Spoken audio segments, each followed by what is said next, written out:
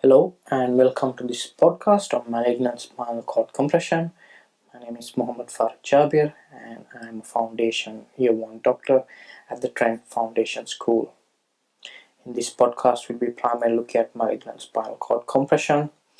It's a bit of epidemiology on it, the causes of malignant spinal cord compression, the red flag symptoms and signs of malignant spinal cord compressions, its investigations and management.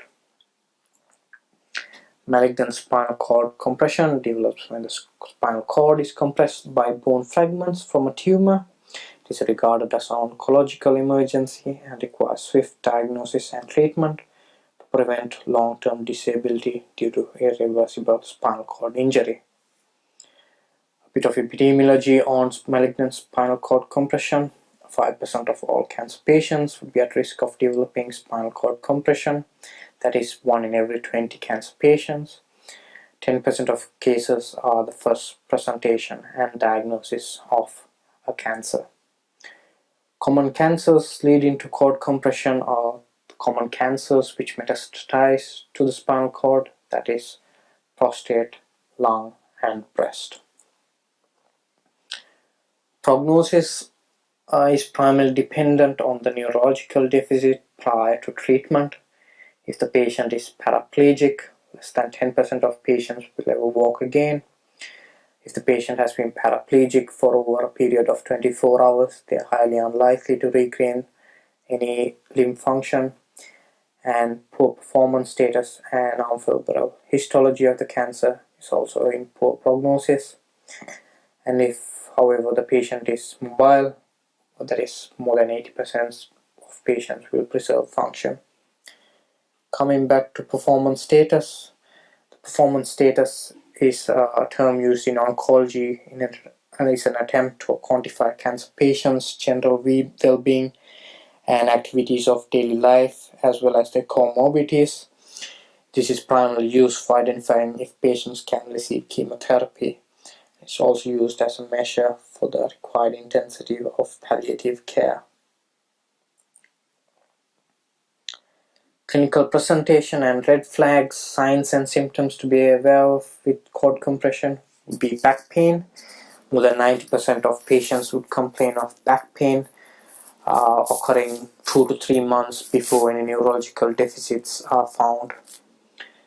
Back pain usually presents earlier than neurological signs, and other neurological signs would be radical pains, limb weakness, which is present in about 85% of patients. Patients might also present with abnormal gait, complain of sensory loss, and bowel and bladder dysfunction as well. And they would also be the presentation of paralysis of limbs below the level of compression. Investigations on malignant spinal cord compression. The mainstay diagnostic tool used in cord compression is the MRI. The MRI is used to identify the levels of cord compression, whether there is any nerve root compression, spinal stability, as well as it is also used for treatment as well when it comes to planning radiotherapy. NICE guidelines suggest an MRI scan is taken place within a period of 24 hours if there is the presence of back pain plus neurological signs. This here is a cervical spine MRI. It is actually not an MRI scan of malignant spinal cord compression. It is an MRI scan demonstrating C4 fracture and dislocation causing spinal cord compression. It is quite similar when it comes to malignant spinal cord compression, except there is the tumor impinging on the spinal cord instead of the fracture as seen in this image. Management involves primarily relieving the pain and restoring neurological function. NICE guidelines suggest treatment within a period of 24 hours if malignant spinal cord compression is suspected.